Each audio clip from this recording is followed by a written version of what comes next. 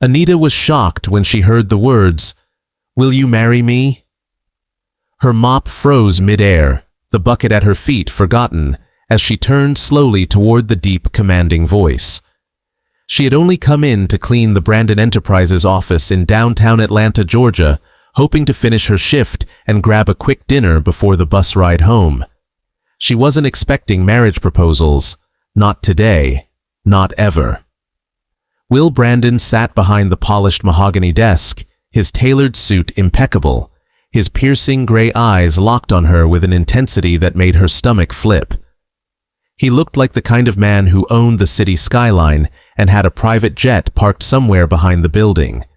And apparently, he also wanted her, Anita, the janitor, by his side as his wife. "Excuse me. What?" Anita stammered, clutching her rag like a shield. "I asked if you would marry me," Will said calmly, almost too calm, as if this were a routine negotiation. "Not because I'm desperate, not because I need anyone, but because I want you." Anita blinked rapidly. I think you have me confused with someone else.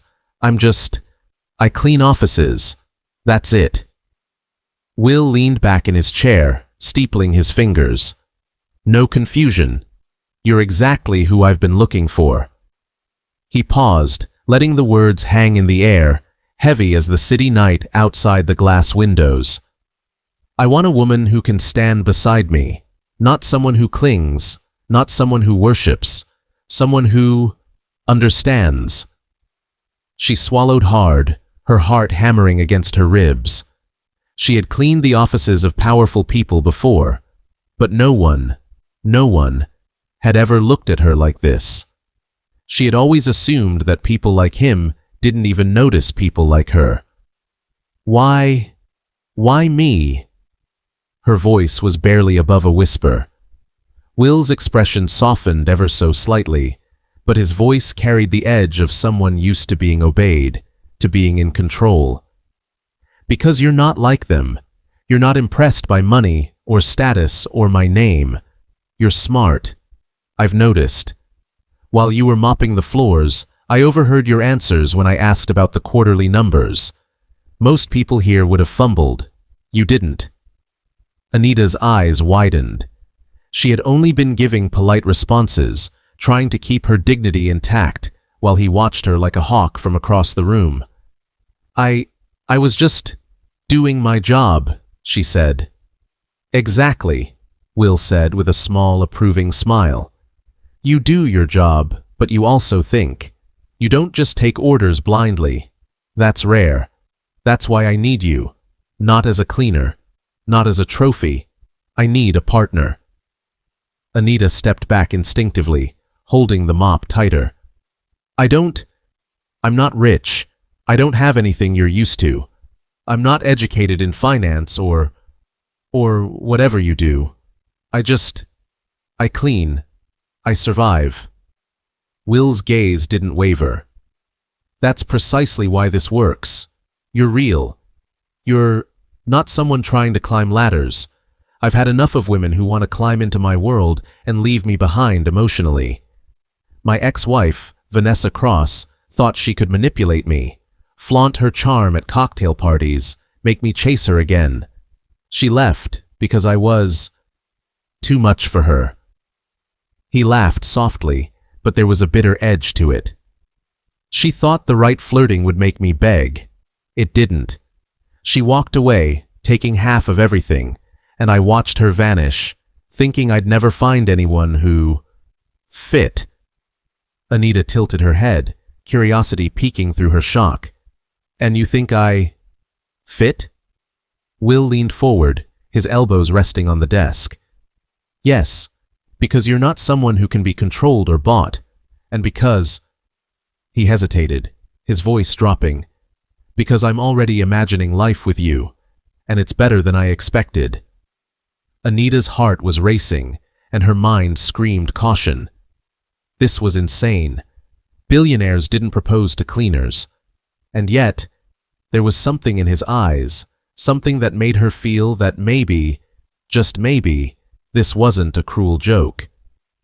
I don't even know you, she said finally, trying to regain composure.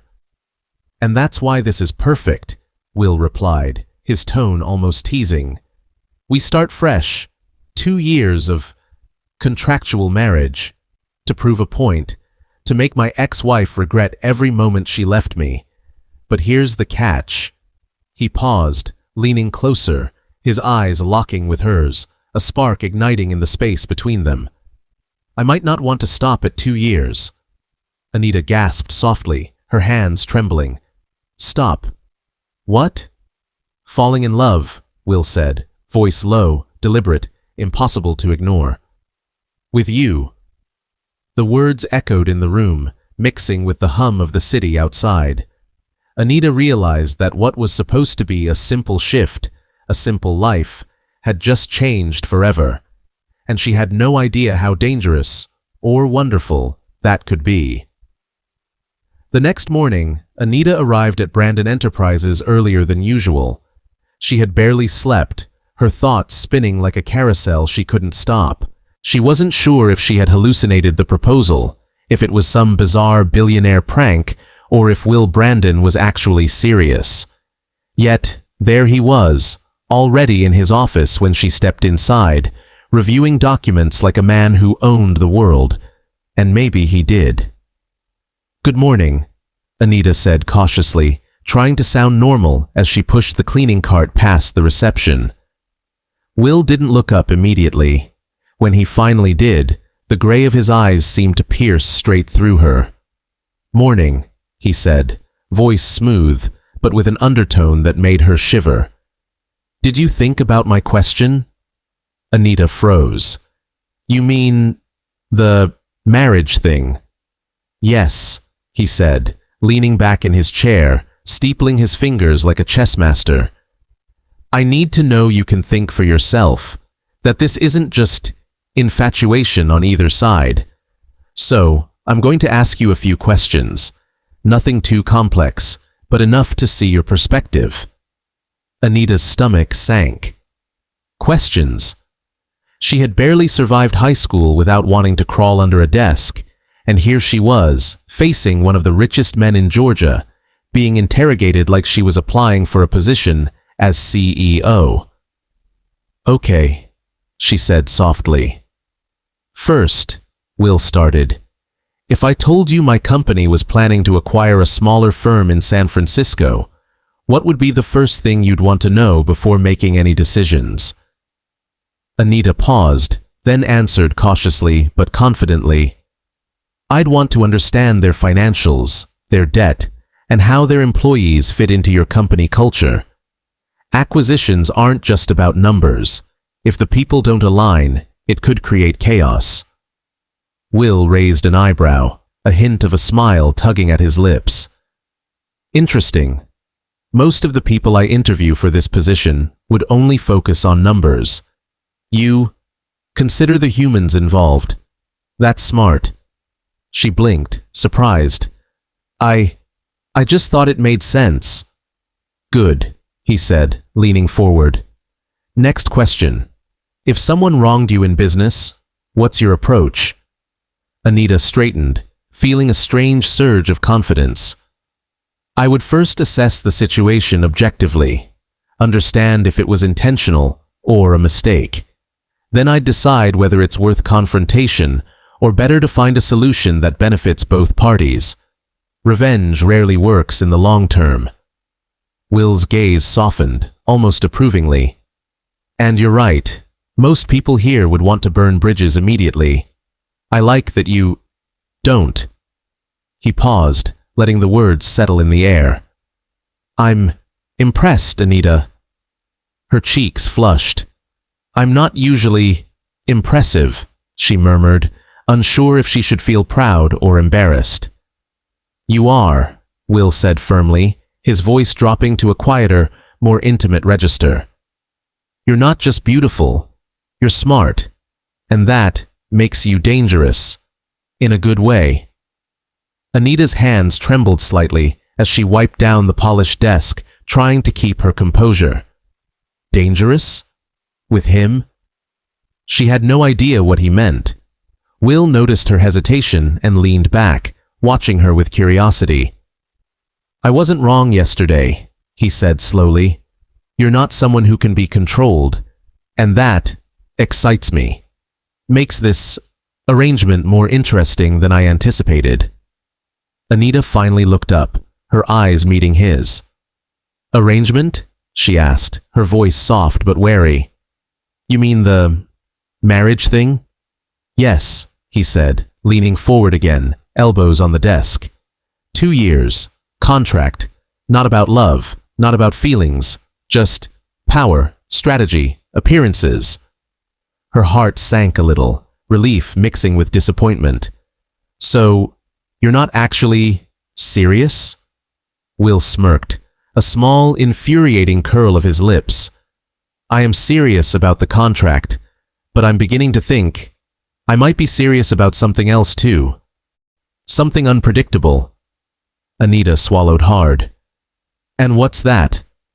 Will's smile widened slightly, though his eyes remained intense. "You. Figuring out how much of your heart I can capture without you even realizing it." Anita's knees almost buckled. This man, he was playing a game, and somehow she was both the pawn and the queen. And yet, she felt a pull she couldn't resist, a magnetic force that made her want to see what he would do next. Will leaned back, his voice softening almost to a whisper, though the words carried weight. "You're not just a cleaner, Anita, and if this contract goes as planned, everyone will see a woman who was underestimated, and now stands beside me, and I'm going to enjoy watching the world adjust to that." Anita nodded slowly, feeling the weight of his gaze and the reality of the situation. She didn't know what the next 2 years, or forever, would bring, but one thing was certain. Her life had just changed, and there was no turning back. By the end of the week, Anita realized she was no longer just cleaning offices. She was living in a whirlwind she hadn't signed up for. The contract marriage was officially on paper, though no one outside the office knew, and yet she couldn't escape the way Will looked at her. Every glance carried both evaluation and something else, something warmer, though he would never admit it. One afternoon, as she polished the conference table in his private suite overlooking Midtown Atlanta, Will entered briskly, holding a folder. "Anita," he said, closing the door behind him. "Sit." She hesitated. "Sit?" "Yes, on the sofa. I want to discuss something important." His voice was calm, but the tone carried the weight of an order. Anita perched on the edge of the leather sofa, clutching the cleaning cloth in her hands. Will sat across from her, legs crossed, folding the folder neatly. "We need to talk about public appearances. The gala next month in San Francisco." Anita frowned. "Gala? I don't usually—" "Yes," Will interrupted, leaning forward. "You will attend. You are my wife. It's part of the contract. You will need to appear confident, charming, educated. Essentially, everything you already are, but now the world gets to see it." Anita stared at him, incredulous. "And if I mess up, people will know I was just a cleaner." Will smiled faintly, but there was steel in his eyes. "No one cares about where you came from, only where you are now and who stands beside you. And you, Anita, are going to make them all envious." Her stomach fluttered nervously, but a spark of determination flared. "Envious, huh? I suppose I could try." "You won't try," Will said firmly. "You will succeed. And if anyone dares whisper about your past, let them. They'll realize your presence here isn't a fluke. And neither is my choice." Anita swallowed hard, feeling the electricity in the room. She realized then that he wasn't just testing her, he was protecting her in his own controlled billionaire way. Over the next few weeks, the two settled into a strange rhythm. Days were filled with cleaning and business meetings, evenings with private dinners, where Will casually taught her about the financial world, contracts, and the subtle power moves of the elite. And the more time they spent together, the more Will noticed something he hadn't anticipated. He was falling, deeply. One night, after a long strategy session in his penthouse office, he leaned back in his chair and said softly, almost to himself, "Damn it, Anita. I wasn't supposed to feel this." Anita, standing by the window with a glass of water, turned slightly. "Feel what?" "That I want more than just the contract," he admitted, his voice rough with vulnerability. "I wasn't supposed to care beyond the plan, but every time I see you laugh, every time you challenge me, I can't stop thinking about you." Anita's heart raced, but she didn't speak. She had learned long ago that Will's words were deliberate. He didn't just speak, he tested, he teased, and he revealed only what he wanted. He continued, leaning forward, his hands clasped. "I thought this was about revenge, about my ex-wife, Vanessa. I thought I could use you to prove a point, but I don't want revenge anymore. I want you, all of you, and I'm not sure how to handle that without losing my mind." Anita's breath caught. She realized that the billionaire, the man she had once thought was untouchable, was now vulnerable in a way she hadn't expected. And in that vulnerability, she saw a glimmer of honesty, of someone capable of real love. "Then maybe," she said softly, stepping closer, "you don't have to handle it alone." Will's gaze met hers, intense, searching. "And what if I fall too fast?" Anita smiled faintly, tilting her head. "Then maybe you're exactly where you're supposed to be." The words hung in the air like a promise neither of them was ready to fully acknowledge. But in that moment, in the quiet hum of the city below, both of them knew that something real, dangerously, beautifully real, was beginning. The first whisper came on a Thursday morning. Will's phone buzzed insistently on the marble desk as he reviewed quarterly reports. He glanced at the screen and stiffened. Vanessa Cross, his ex-wife. Anita, dusting the shelves nearby, noticed immediately. "Is that?" Will's jaw tightened. "That's her," he said flatly. "Vanessa, she's calling again." Anita tilted her head, curious but unafraid. "And, are you going to answer?" Will hesitated. For a moment, it seemed like the old fire of pride and revenge might resurface. "No," he said finally, slipping the phone into his pocket. "Not today." Anita smirked faintly, a boldness that had grown over the weeks. "Good. She shouldn't get in the way of what you already have. Or what you're becoming." Will looked at her, surprised by her confidence. "Becoming?" "You," she said simply. "You're not the same man she left behind. You've got someone now who can challenge you, someone who can stand beside you without fear. That's new for you." He leaned back, studying her. "You make it sound like I'm tamed." "Not tamed," Anita corrected, stepping closer. "Balanced." Will exhaled slowly, feeling a rush he hadn't expected. Relief. And yet, a part of him knew Vanessa would not stop easily. She had always wanted to control, to flaunt, to manipulate. And now, with Anita beside him, there was no place for her. The confrontation came sooner than he expected. The following evening, Will returned to his penthouse in Buckhead, Atlanta, only to find Vanessa leaning casually against the floor-to-ceiling windows, a smirk curling her lips. "Will," she purred, her tone dripping with false sweetness, "I was hoping we could talk." Anita, standing slightly behind Will, met Vanessa's gaze coolly. "Talk about what?" she asked, her voice steady. Vanessa's eyes narrowed. "Oh, come on, Anita. Everyone knows who you are. A cleaner? Really? He deserves someone sophisticated." Will's jaw tightened. "Vanessa," he said firmly, stepping forward. "Leave." Vanessa's smile faltered, just slightly. You can't just ignore me, Will. I want... What's mine? Anita didn't flinch. She crossed her arms, her voice calm but sharp. What's his isn't yours anymore. You chose to leave. You walked away. Don't come back expecting to take over again. For the first time, Vanessa seemed genuinely thrown off. You're not afraid of me. No, Anita said, because fear isn't respect. And if you think threatening him or me will change anything, you're wrong.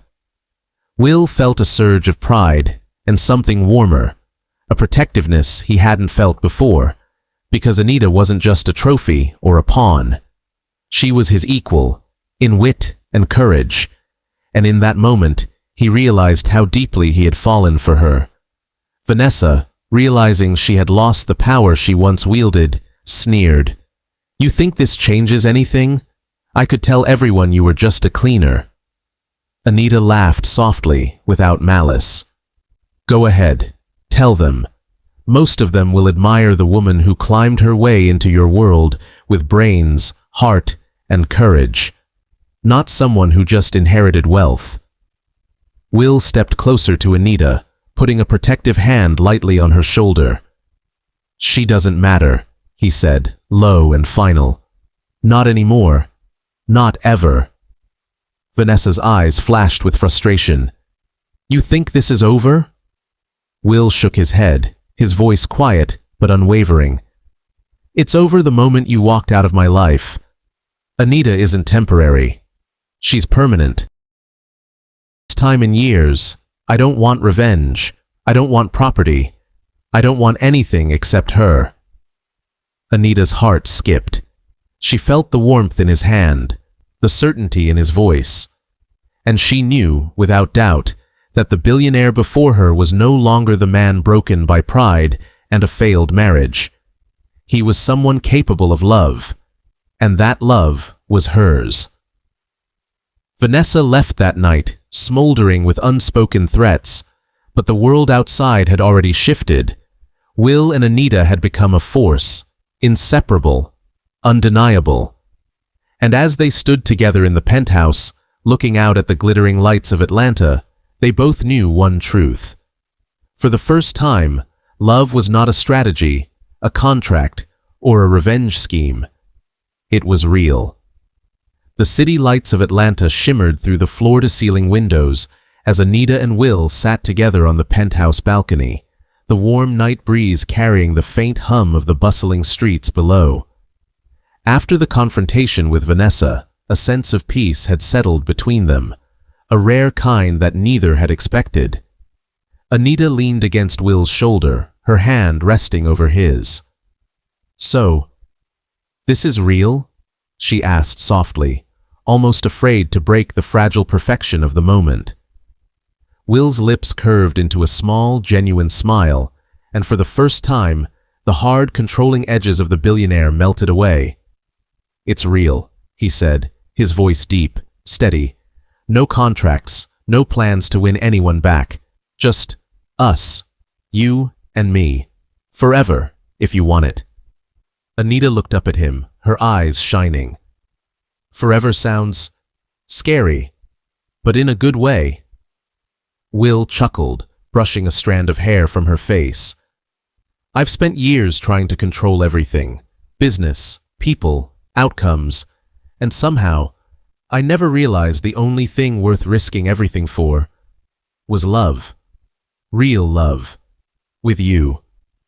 She smiled, warmth spreading through her chest. You know, I used to think being a cleaner meant I'd always be invisible. No one would see me, no one would care, and yet, here I am, beside a man who sees me, all of me. Will pressed a soft kiss to her temple. You're not invisible. You never were. And now, the world is going to see exactly what I see. Strength, courage, intelligence, and beauty, all rolled into one extraordinary woman. They sat in silence for a few moments, letting the reality of their journey sink in. Weeks ago, this had been a contract marriage designed to prove a point, to make an ex-wife regret leaving him. Now, it was something entirely different, something neither could have predicted. And predictably, Vanessa tried one last time. She appeared at Brandon Enterprises the following week, holding her head high, hoping for an audience. But Will had already made his choice, and Anita stood confidently at his side, radiating the authority and poise that had won his heart. "Will," Vanessa began, her voice strained, "I think we should—" "No," Will interrupted, his voice calm but unwavering. "There's nothing left to discuss. Anita is my wife. She has my heart, and for the first time, I'm not chasing revenge, property, or pride. I'm chasing love. And you've lost your place here."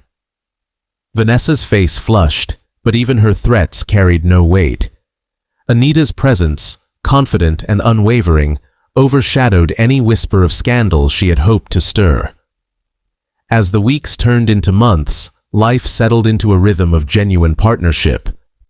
Will trusted Anita not just with appearances, but with decisions, advice, and the heart he had once thought untouchable.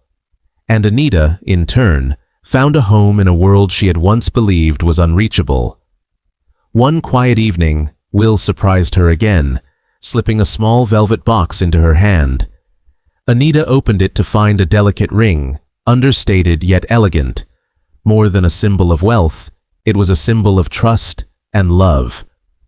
"Anita," he said, voice low, intense, "I know we started this as a contract, but I don't need contracts anymore.